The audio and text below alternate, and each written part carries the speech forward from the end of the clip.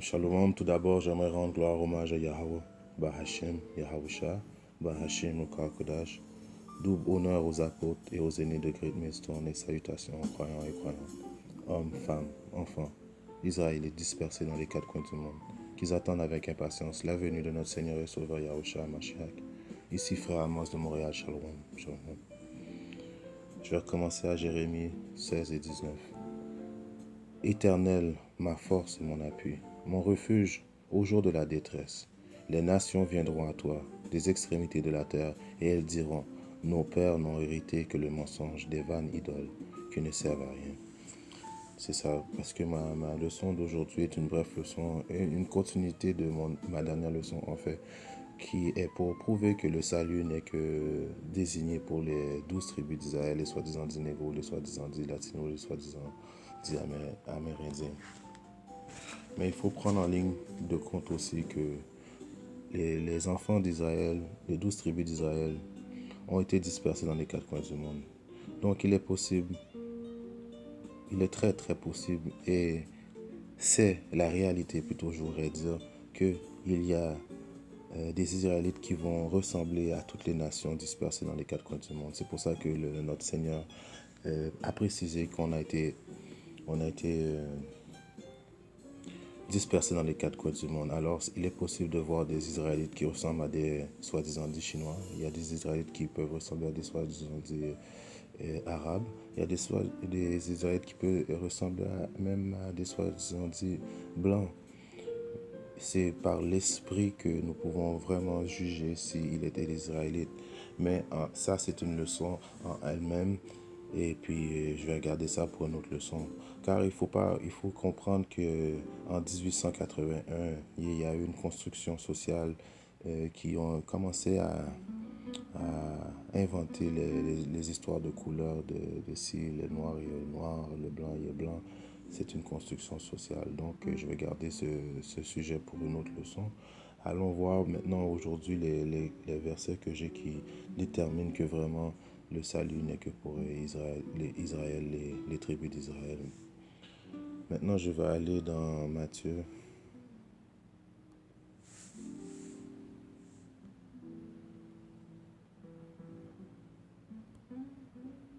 Je vais commencer à 29. Non, pas 29. Désolé, c'est vrai que c'est Matthieu 24.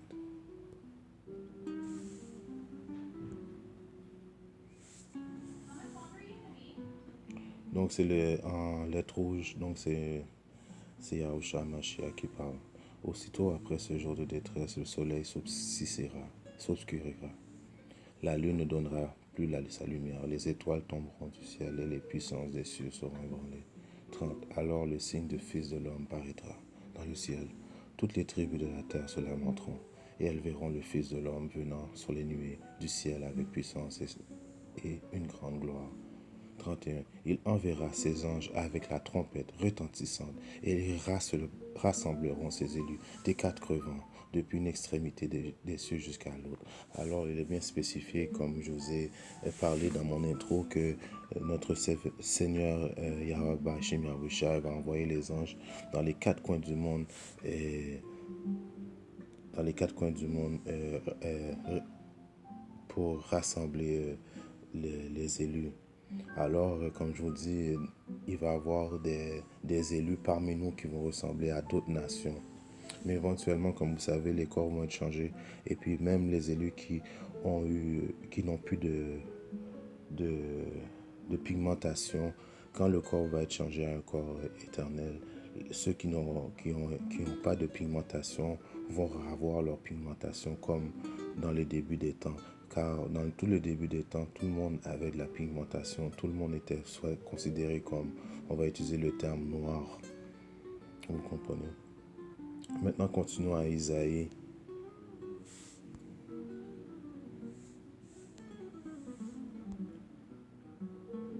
« 45, je commence à 4. Pour l'amour de mon serviteur Jacob et Israël, mon élu. Alors le mot-clé dans ce verset, c'est élu.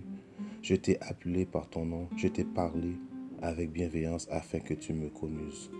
Alors, dans ce verset-là, le nom de Jacob a été changé pour Israël. Alors, on peut bien voir que l'élu de Yahweh Hashem Yahushua, c'est Israël, son élu. Maintenant, on va continuer.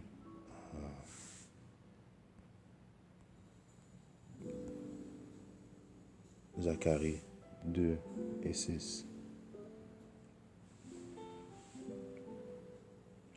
Fuyez, fuyez du pays du septentrion, dit l'Éternel, car je vous ai dispersés aux quatre vents des cieux, dit l'Éternel. Alors le pays du septentrion, c'est le a.k.a. Amérique, a.k.a. Babylone, a.k.a. les États-Unis, la pute. Car je vous ai dispersés aux quatre vents des cieux. Alors c'est ça le but de... je voulais porter le but sur la dispersion aux quatre vents du monde. Alors encore une fois, c'est pour prouver que les enfants d'Israël sont dispersés dans les quatre coins du monde. Sauf toi, je vais continuer Zacharie 2 et 7. Sauf toi, Sion, toi qui habites chez la fille de Babylone. Encore une fois, Sion, c'est là une représentation d'Israël. Toi qui habites chez la fille de Babylone. Et ça parle de la fille de Babylone qui est les États-Unis. Mais nous, comme moi, j'habite au Canada et puis je fais partie quand même du système de Babylone. Mais la destruction première va se faire à Babylone et qui est les États-Unis. Maintenant, si on continue à Romains,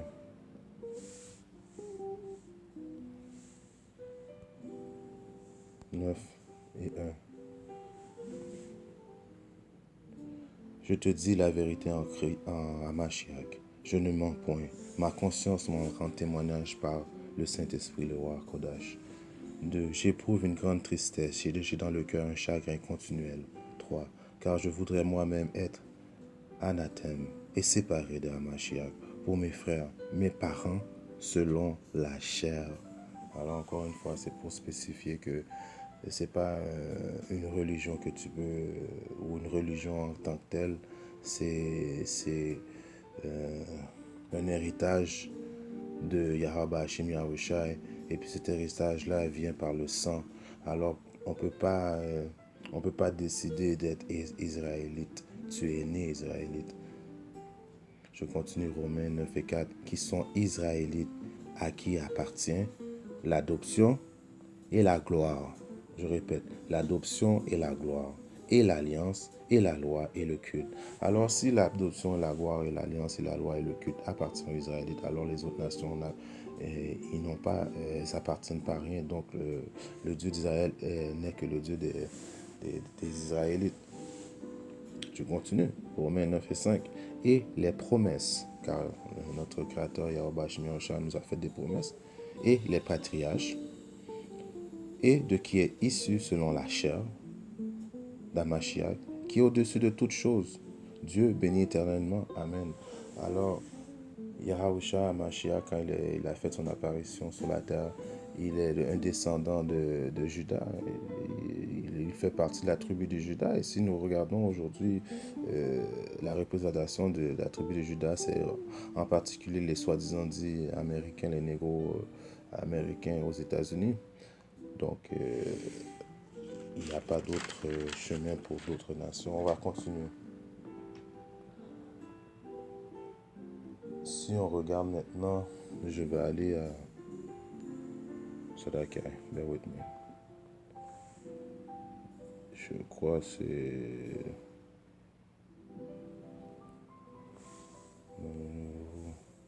On va regarder à Lévitique 25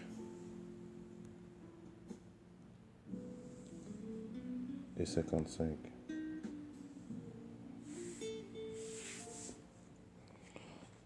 Car c'est de moi que les enfants d'Israël sont esclaves. Ce sont mes esclaves que j'ai fait sortir du pays d'Égypte. Je suis l'Éternel, votre Dieu. Alors, dans ce verset-là, Yahweh Hashem Yahushai nous appelle ses esclaves, car en réalité, nous sommes ses esclaves. Et quelle bonne position d'être esclave de Yahweh Hashem Yahushai, Kolala Yahweh Hashem Yahushai. Et dans ce verset-là, il précise qu'il est notre Dieu à nous. Vous comprenez? Continuons maintenant à Amos. Wow, que c'est Amos 3 et 1. Écoutez cette parole que l'Éternel prononce contre vous, enfants d'Israël, contre toute la famille que j'ai fait monter du pays d'Égypte. 2. Amos 3 et 2. Je vous ai choisi, vous seuls parmi toutes les familles de la terre. C'est pourquoi je vous châtierai pour toutes vos iniquités. Alors, dans ce verset-là, il précise encore qu'il nous a choisis parmi toutes, car nous sommes 18 nations qui composons la famille terrestre. Et on a 17, les 17 autres nations, à part la nation d'Israël, ils sont considérés comme nos ennemis. Alors, parmi toutes les 18 nations, il nous a choisis, nous seuls, parmi toutes les familles de la terre. Maintenant, on va aller voir à Joël.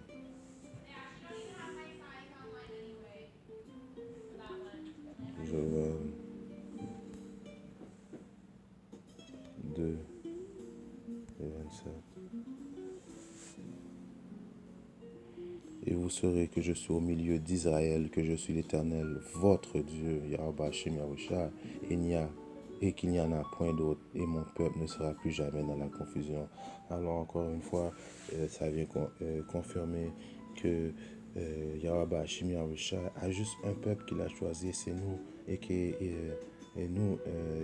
que Israël, parmi tous les peuples de la terre. J'aime ça dire ça parce que c'est quand on connaît les versets, mais à chaque fois qu'on les répète puis qu'on les met en considération, on voit que l'amour du Créateur est vraiment grand pour nous, la nation d'Israël.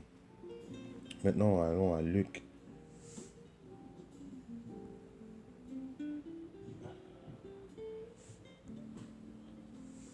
Hein,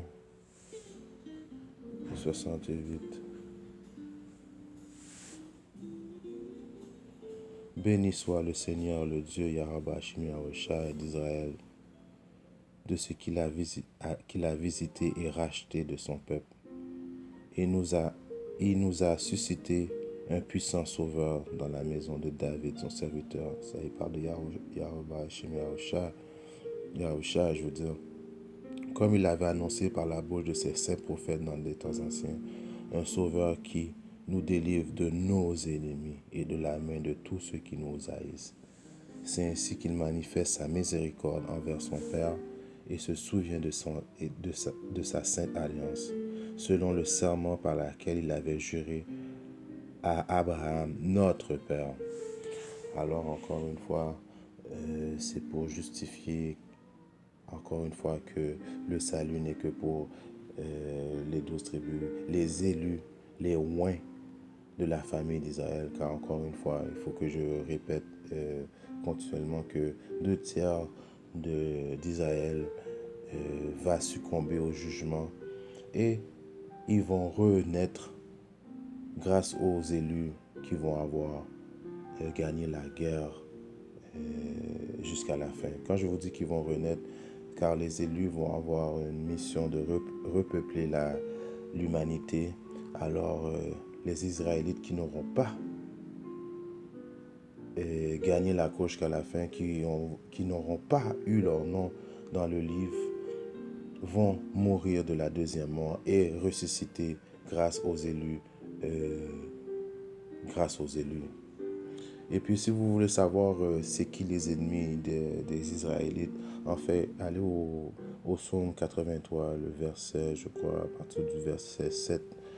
On explique très bien c'est bien détaillé qui sont les ennemis d'Israël. Je continue à Malachie maintenant.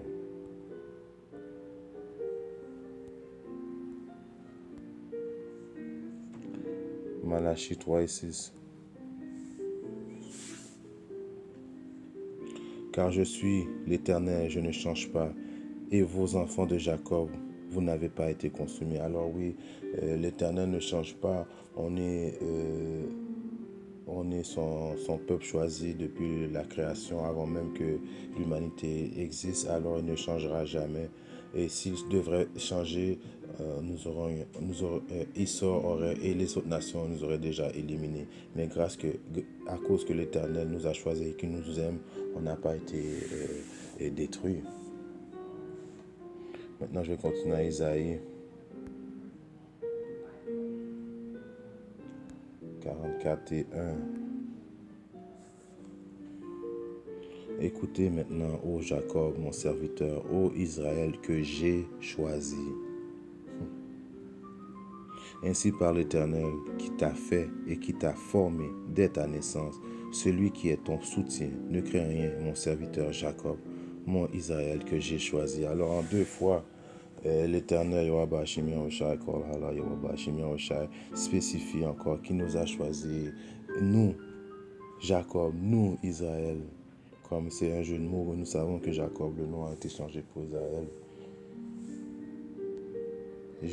Jacques,